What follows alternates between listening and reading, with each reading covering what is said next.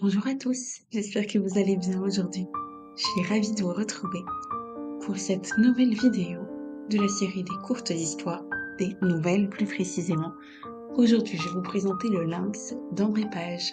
Belle écoute. Bonjour à tous, j'espère que vous allez bien aujourd'hui. Je suis ravie de vous retrouver pour cette nouvelle vidéo. MacGregor leva ses yeux fatigués vers le ciel immense, rempli de dieux, de démons et de vent.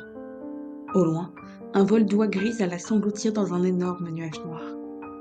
La solitude pesait de tout son poids sur ses épaules depuis quelques jours, et il reporta vite son regard sur le sol recouvert d'une épaisse couche de neige poudreuse. Ses raquettes de bois et de lanières de cuir de caribou crissaient dans l'air glacé du petit matin. Son pas était long et lent, et son cœur lourd, plus lourd encore que le poids de son sac et de son fusil sur son dos. La longue clairière enfin traversée, il pénétra à nouveau dans la grande forêt d'épinettes. La faim le tenaillait depuis la veille. Il n'avait rien pu chasser à cause de la dernière chute de neige, et le comptoir là-bas, au bord de la baie d'Hudson, lui paraissait à présent bien loin. Il essaierait de ne manger que 2 crêpes par jour. Il toucha à son cou l'amulette que lui avait donnée Loup Gris, l'Indien, pour lui porter chance au cours de son grand voyage vers les terres du Sud. Tutant de Carcajou, l'animal qu'il pensait être le plus féroce du Grand Nord, plus encore que ne l'étaient les ours et les loups. L'Écossais ralentit encore sa marche. Il était triste à l'idée de quitter ce pays. Il avait eu bien de la peine quand, après avoir retardé son départ jusqu'à la limite du raisonnable par rapport à son ravitaillement, il avait refermé la porte de la cabane en rondin qu'il avait construite de ses mains, et dans laquelle il avait passé 3 longues années. 3 années pour essayer d'oublier. 3 années pour essayer de revivre. Les incroyables forces de vie émanant des forêts du monde sauvage y avaient réussi. Ainsi, son cœur s'était-il peu à peu remis à battre à l'unisson de celui de la nature. Mais la solitude avait fini par avoir raison de lui, de sa belle détermination à vouloir rester là-haut, près du cercle polaire arctique, jusqu'à la fin de ses jours. Il y avait vécu de chasse et de cueillette, trappant juste le nombre de fourrures nécessaires pour pouvoir se procurer le reste de sa nourriture et quelques menus objets, livres, munitions et vêtements. Il vivait au jour le jour, même et surtout quand le jour n'était plus qu'une longue nuit abandonnée aux jappements gutturaux des renards blancs et aux aurores boréales.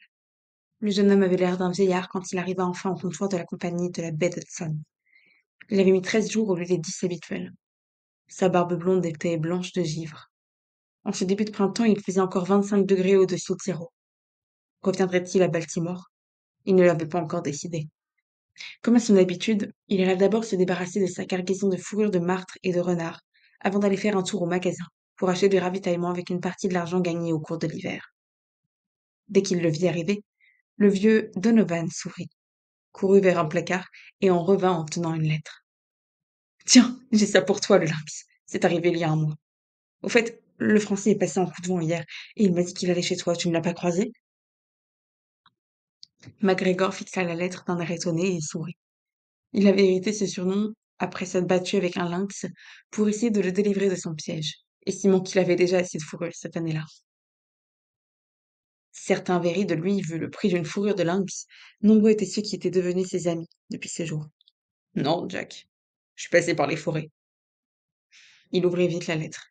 Ses mains se mirent à tremper quand il reconnut la fine écriture à l'encre bleue. Mon Robin, bien des choses ont changé depuis ton départ.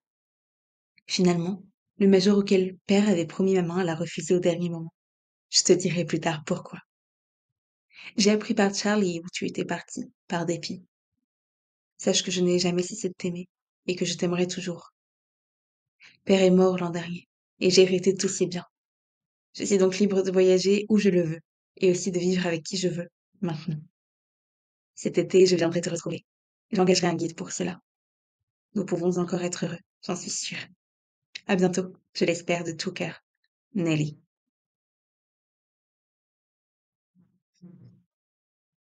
Robin MacGregor porta la main à son amulette et la serra fort dans son poing.